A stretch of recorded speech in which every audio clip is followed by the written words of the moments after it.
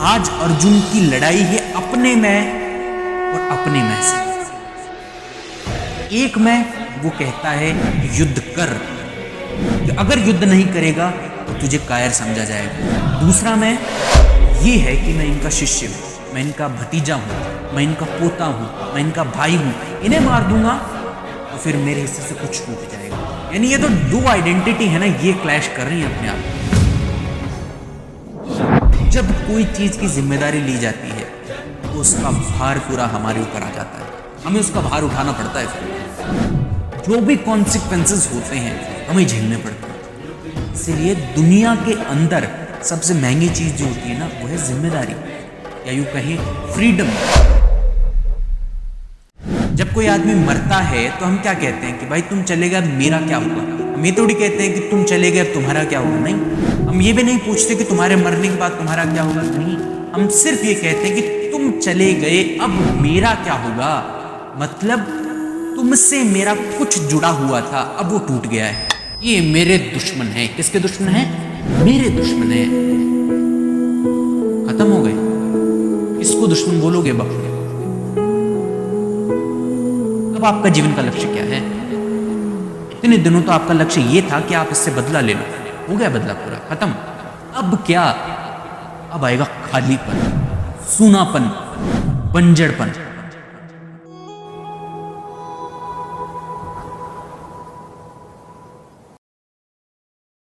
दोस्तों, आज हम लोग जिस विषय के बारे में बात करने वाले हैं वो है भगवत गीता के दूसरे अध्याय के कुछ शुरुआती चंद श्लोक, जिनमें अर्जुन भगवान श्री कृष्ण को कह रहा है कि मैं इन्हें कैसे मारूं, ये तो मेरे अपने लोग हैं, ऐसा वैसा फलाना ढिमका। आज हम इन सब की बात करेंगे।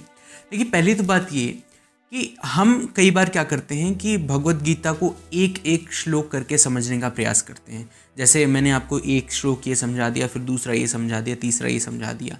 ये समझाने का सही तरीका है ही नहीं। ऐसे भगवत गीता नहीं समझी जा सकती है। क्यों? क्योंकि जब आप कोई बात करते हैं, तो जब मैं आपसे कोई बात कह रहा हूँ तो पूरे पैराग्राफ को, पूरे सेंटेंस को, जो मैंने बात कही उसको एक साथ समझना पड़ेगा, तभी आपको उसका अर्थ समझ में आएगा।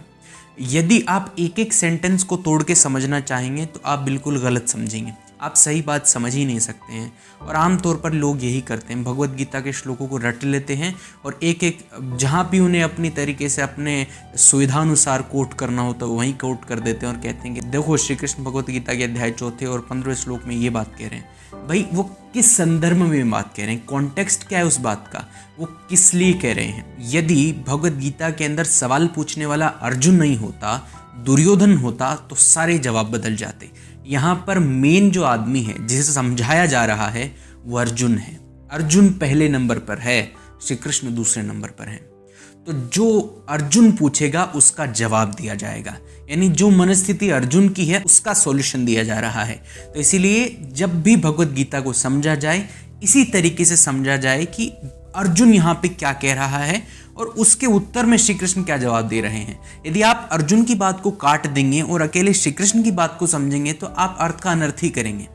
ये ठीक ठीक वैसा है कि आज आप और मैं चाय के ऊपर कोई बात कर रहे हैं, आपकी बात को किसी ने काट दिया और मैंने दूसरी बात जो आपको कहा था उसके जवाब में उसको लोग हाईलाइट करने लगे। बहुत बार होता है ऐसे, अलग अलग मिनिस्टर्स, अलग अलग नेताओं की वीडियो क्लिप्स वायरल होती हैं। क्या उन्होंने कुछ कह दिया था और वो जो रेफरेंस टू द कॉन्टेक्स्ट वाली चीज़ जो है वो उस वीडियो में नहीं दिखती है, यानी कॉन्टेक्स्ट हटा दिया जाता है, सिर्फ और सिर्फ वो बात रहती है और उस बात का अनर्थ हो जाता है। श्री कृष्ण यहाँ पर जो भी कहने वाले हैं पूरी भगवत गीता में वो अर्जुन के सवालों के जवाब हैं। इसीलिए हमें अपने दिमाग में सबसे पहले अर्जुन के सवालों को रखना पड़ेगा। यदि आप भूल जाते हैं कि अर्जुन ने क्या सवाल पूछा था तो आप श्री कृष्ण की बात का सही अर्थ ही नहीं निकाल पाएंगे, आप कुछ ना कुछ अर्थ का अनर्थ कर देंगे। इसीलिए सबसे पहले अर्जुन को समझना, अर्जुन की मनस्थिति क्या है उसको समझना ज़रूरी है। और उससे भी पहले ये समझना ज़रूरी है कि अभी भगवत गीता हो कहाँ रही है, भगवत गीता जब हो रही है वहाँ की परिस्थितियाँ क्या है, माहौल क्या है। तो देखिए, सभी युद्ध के लिए तैयार हैं, एक तरफ कौरव हैं, एक तरफ पांडव हैं। जैसे ही महाभारत का युद्ध ये शुरू होता है, सब लोग शंख बजा देते हैं, सभी लोग अपने अपने शंख बजा देते हैं। उसके बाद अर्जुन श्री कृष्ण को पहला जो शब्द कहता है, जो पहला सेंटेंस श्री कृष्ण को कहता है, वो कहता है कि हे श्री कृष्ण, मेरा रथ दोनों सेनाओं के बीच में ले जाकर खड़ा कीजिए। मैं देखना चाहता हूं कि उस दुर्बुद्धि दुर्योधन ने क्या क्या षड्यंत्र रचाया है या किस तरीके से सेना को इकट्ठा किया है।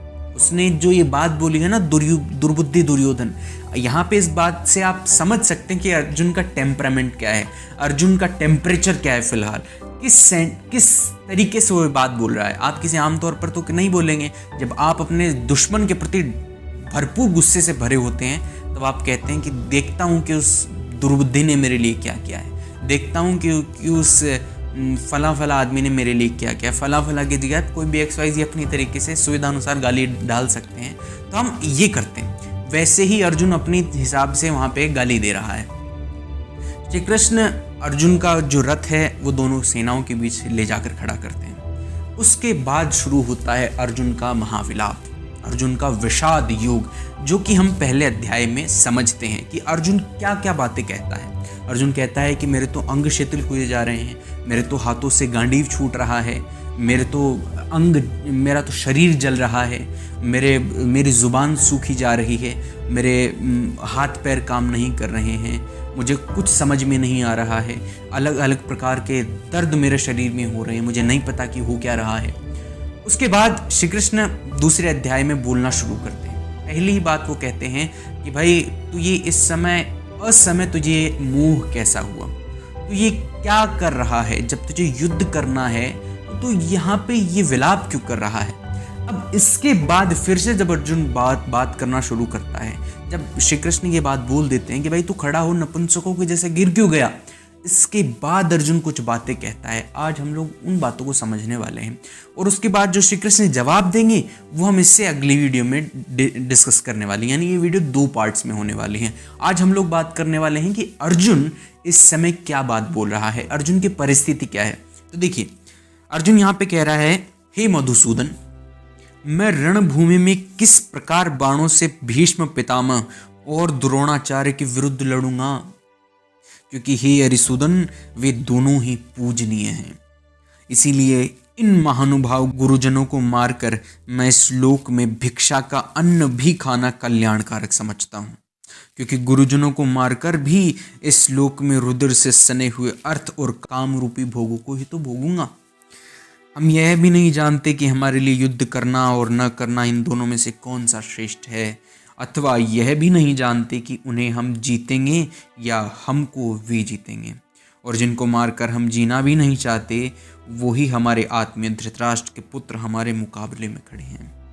इसीलिए कायरता रूप दोष से उपहत हुए स्वभाव वाला तथा धर्म के विषय में मोहित चित्त हुआ मैं आपसे पूछता हूँ कि जो साधन निश्चित कल्याणकारक हो वह मेरे लिए कहिए, क्योंकि मैं आपका शिष्य हूँ, इसीलिए आपके शरण में मुझको शिक्षा दीजिए।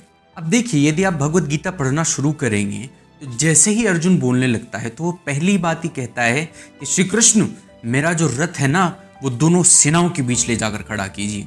मैं देखना चाहता हूं कि उस दुर्बुद्धि दुर्योधन ने सेनाओं का कैसे रचना की है, उसने कैसे सेनाओं को रचा है।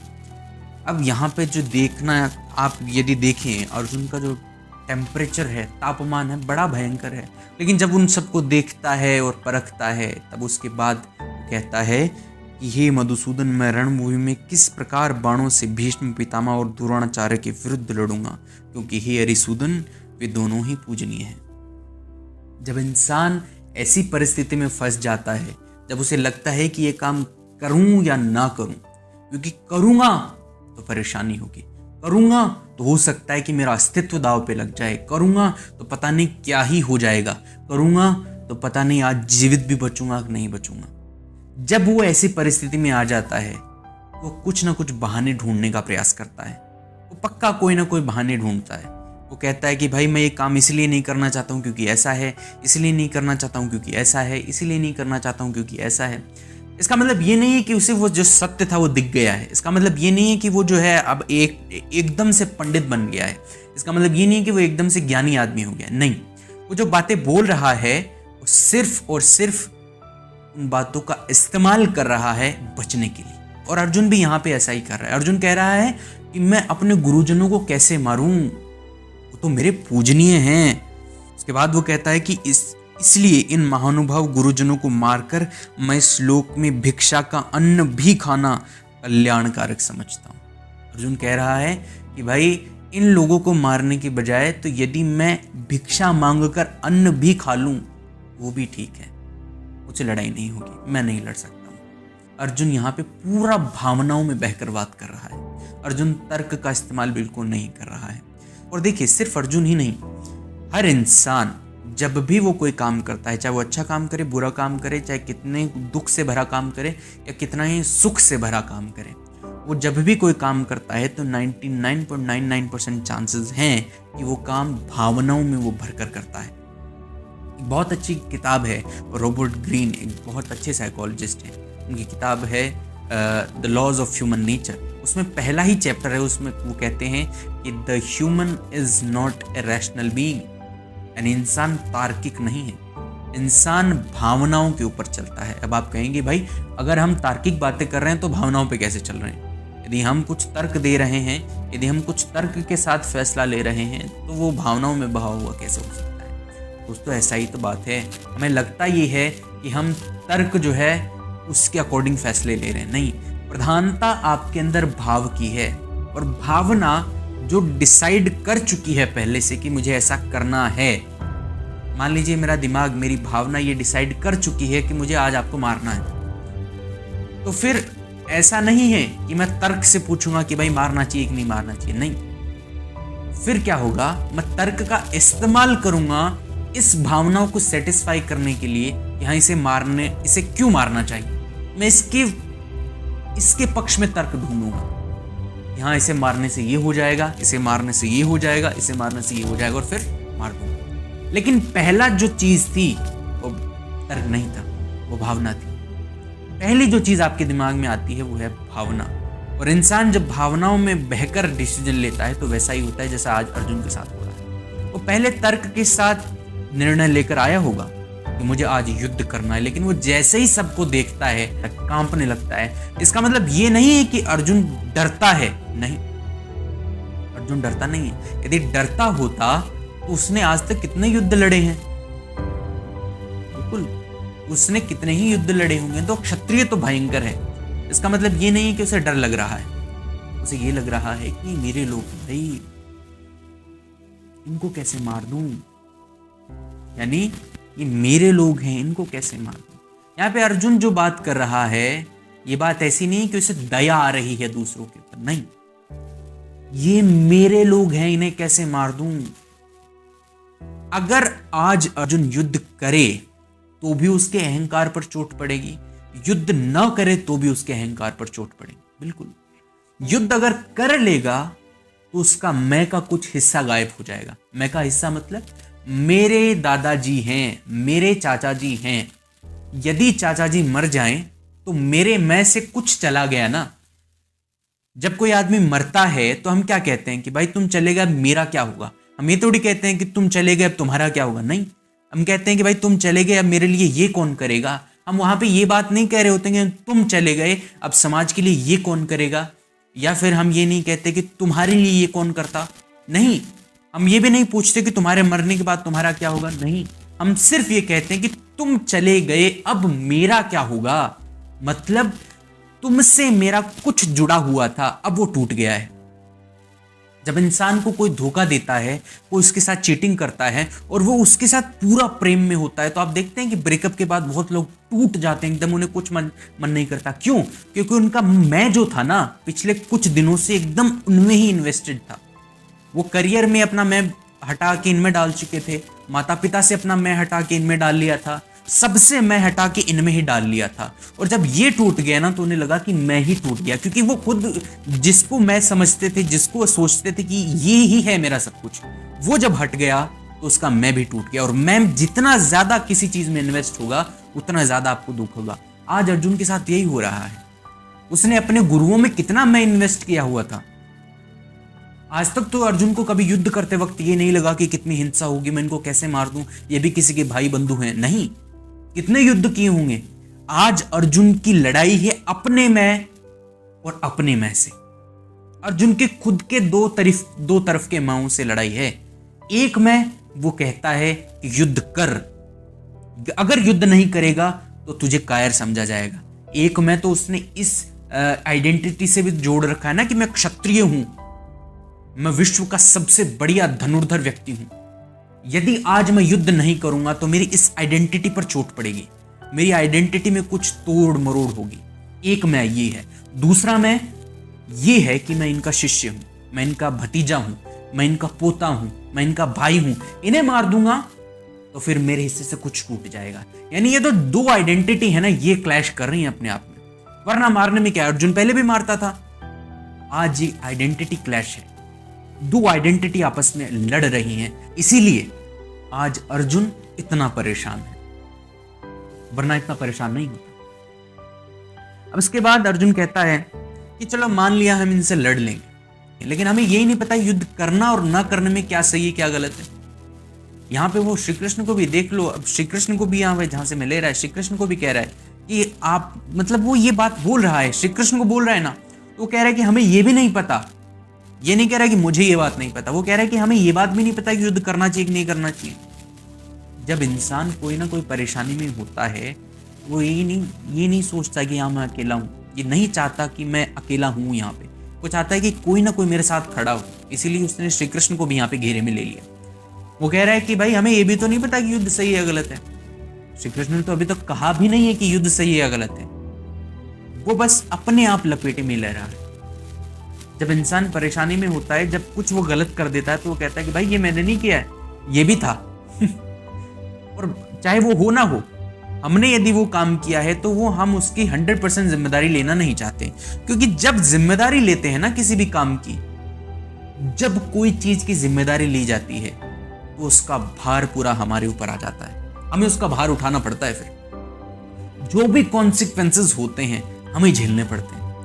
इसलिए दुनिया के अंदर सबसे महंगी चीज जो होती है ना, वो है जिम्मेदारी, या यूं कहें फ्रीडम।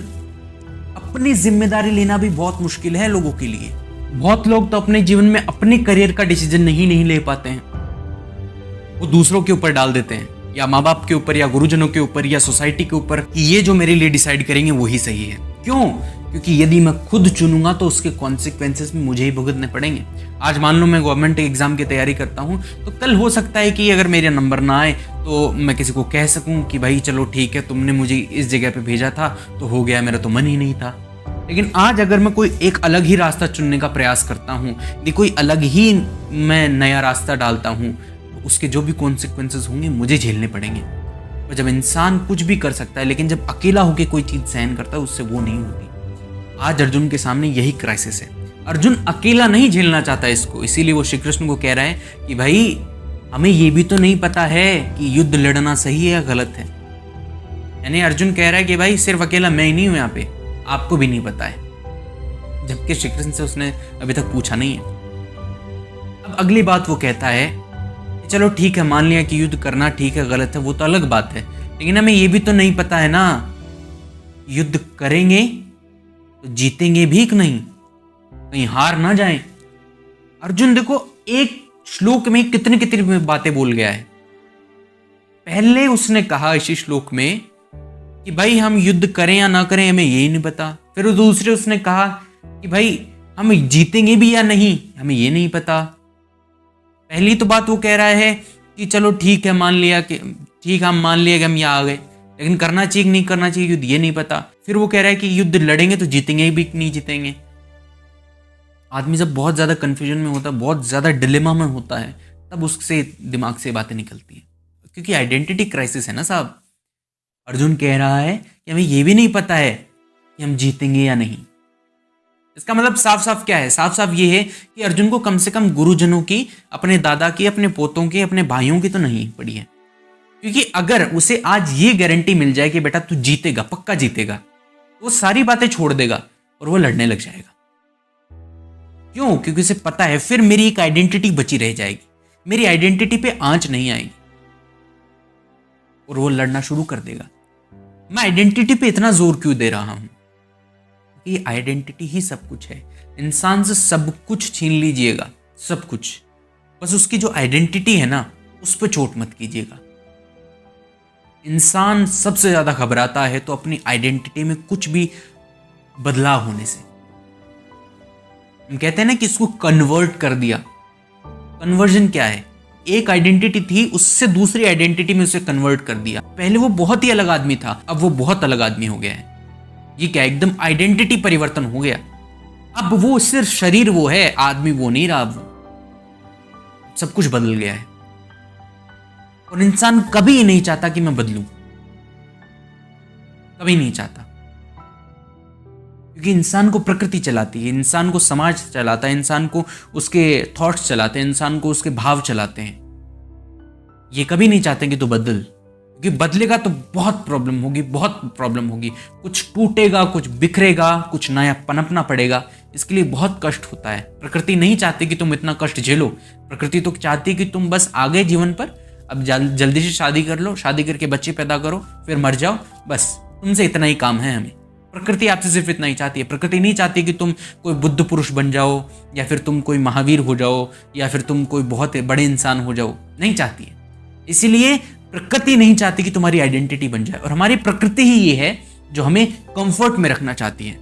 और इसीलिए अर्जुन यहाँ पे आइडेंटिटी नहीं बदलवाने देना चाह रहा है। अर्जुन कह रहा है कि हमें यही नहीं पता कि हम जीतेंगे या नहीं जीतेंगे, क्योंकि यदि मुझे ये पता चल जाए कि यदि जीतेंगे तो मेरी आइडेंटिटी तो बची रह जाएगी, फिर मुझे नहीं मतलब है कौन मर रहा है कौन जी रहा है, मुझे नहीं मतलब। यानी इस बात से ये तो साफ तय हो गया कि अर्जुन जो भी बातें, जो बहाने बना रहा है ना, कि मैं इन्हें कैसे मारूं, इनका क्या करूं, ये तो मेरे गुरुजन हैं, ये तो वो हैं, ये फलाना है, ढिमाका है, ये सब बातें लेप के लिए हैं।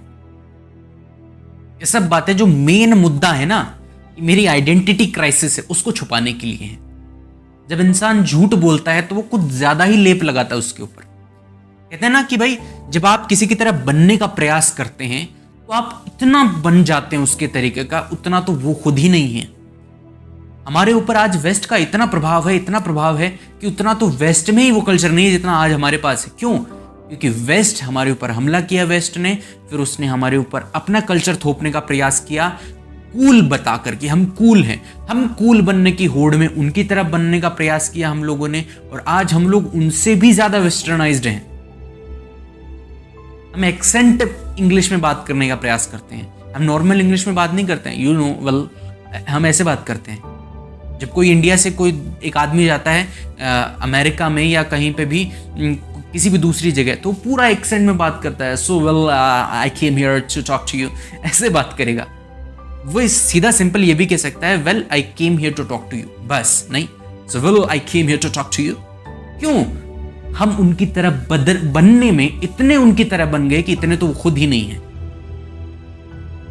इसीलिए जब इंसान अपनी आइडेंटिटी को बचाना चाहता है ना, वो इतने झूठ बोलता है, और पकड़ने वाला पकड़ लेता है कि इसने क्या बोला है। अभी श्री कृष्ण ने यहां पकड़ लिया है। जितना हमको अर्जुन के डिलेमा समझ में आ रहा है, उससे ज्यादा श्री कृष्ण को समझ में आ रहा है।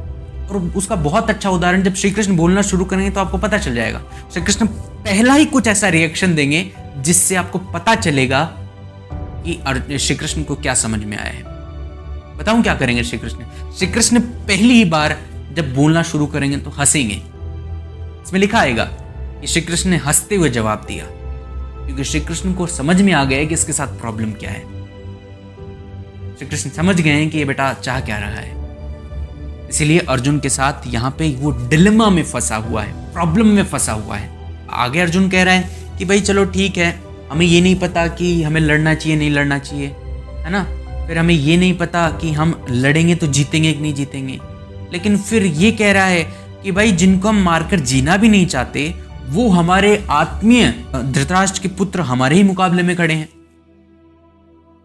अर्जुन कह रहा है कि हम जिनको मारकर जीना भी नहीं चाहते हैं, वो ही हमारे मुकाबले में खड़े हैं। ये भी आइडेंटिटी क्राइसिस है। अर्जुन के कोई आत्मीय थोड़ी थे वो। अर्जुन क्या दुर्योधन को बहुत चाहता था? अर्जुन क्या कौरवों को बहुत चाहता था?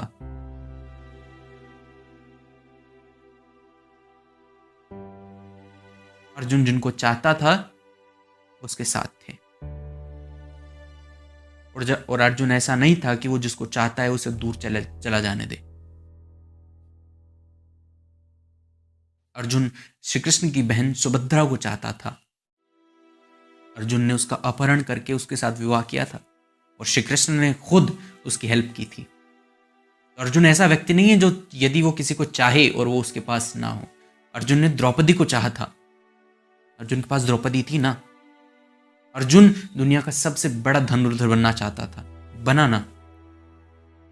वो चाहता नहीं है, वो सिर्फ लेप लगा रहा है कि मेरी बात छुपी रह जाए, श्री कृष्ण को पता ना चले कि मैं अंदर से क्या हूं और मैं करना क्या चाहता हूं। अब अर्जुन अगले श्लोक में अपनी असली बात जाहिर करता है। वो कहता है उसे पता चल गया अब कि मेरे साथ प्रॉब्लम क्या है, और श्री कृष्ण को यदि मैं कितना भी छुपाने का कोशिश करूं नहीं छुप पाएगा, क्योंकि अर्जुन भी वहां खड़ा है, अर्जुन श्री कृष्ण के सामने खड़ा है। श्री कृष्ण के रिएक्शन तो वो देख रहा है। जब हम जैसे स्टैंड अप कॉमेडियंस हैं, जब जोक मारने की कोशिश करते हैं, उन्हें पता चल जाता है कि जोक लैंड नहीं कर रहा है, उन्हें हंसी नहीं आ रही है, फिर वो कुछ दूसरी बात बोलते हैं, फिर तीसरी बात, चौथी बात, पांचवी बात। इनफैक्ट एक कॉमेडियन के साथ तो इतना तक हुआ है कि वो कहता है कि भाई क्या आप क्या सुनना चाहेंगे, क्यों? क्योंकि रिएक्शन समझ में आ गए कि भाई इन्हें हंसी नहीं आ रही है।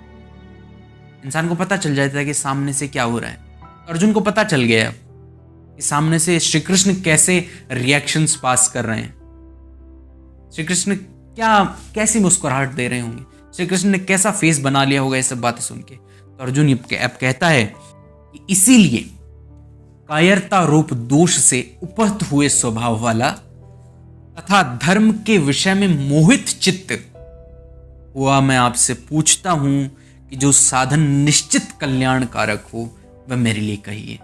अर्जुन ने अब क्लियरली ये मान लिया है कि वो किस बात को छुपाना चाह रहा था। अर्जुन यहाँ पे कंप्लीटली एग्री कर गया कि भाई मुझे तो, मैं मोहित हो गया हूं। मोहित मतलब वैसे किसी पे मोहित नहीं, मोह में फंस गया हूं। कायरता रूप दोष ने मुझे पकड़ लिया है, कायर बन गया हूं मैं। अर्जुन कह रहा है, मानता है इस बात को, मुझे डर लग रहा है, मैं कायर हो गया।